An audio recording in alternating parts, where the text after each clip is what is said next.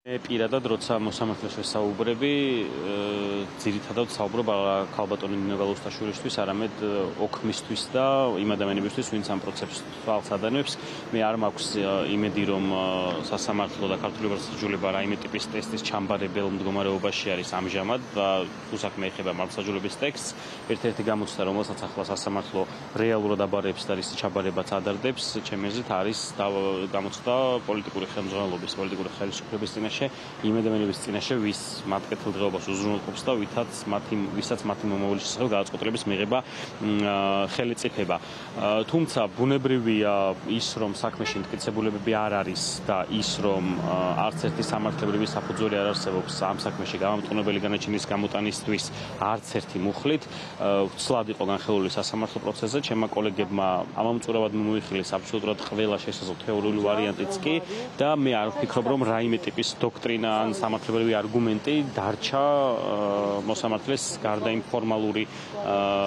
გადმოწერისა, სხვა გადაწყვეტილებებიდან, შაბლონებიდან, რაღაცა ფორმალური არგუმენტებისა არ დარჩენილა არც ერთი რეალური მიზეზი, რის გამოც მან გამამტყუნებელი განაჩენი უნდა გამოიტანოს. დღეს დგას ყველაზე მნიშვნელოვანი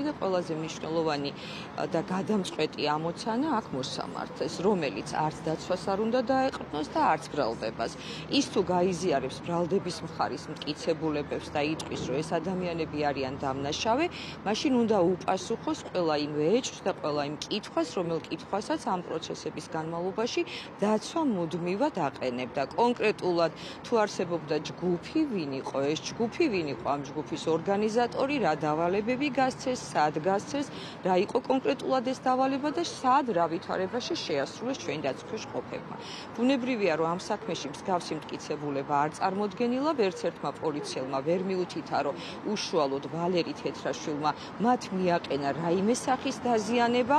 და უფრო მეტით ჩვენ ხედავდით, რომ დამკავებელი პოლიციელი, რომელიც 2 საათზე მეტი ხნის განმავლობაში უშუალოდ იმყოფებოდა ბატონ ვალერი თეთრაშვილთან ერთად, მან ვერც კი შეძლო კონკრეტული პირის ამოცნობა. ეს კიდევ ერთხელ მიუთითებს, როგორი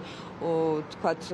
დამოკიდებულება გააჩნიათ მათ დაკავებულების მიმართ და უფრო მეტსაც გეტყვით, რომ მთელი ამ 2 საათის განმავლობაში ბატონ ვალერი თეთრაშვილს ეუბნებოდნენ, რომ ის დაკავებული იყო ადმინისტრაციული წესით და ბუნებრივია მას მსგავსი მოლოდინიც ჰქონდა. წარმოდგენილი მტკიცებულებები ნამდვილად ვერ ადასტურებს, რომ ჩვენი დაცვის ყოფებმა ჩაიდინეს 225 მუხლით შერაცხული ქმედება.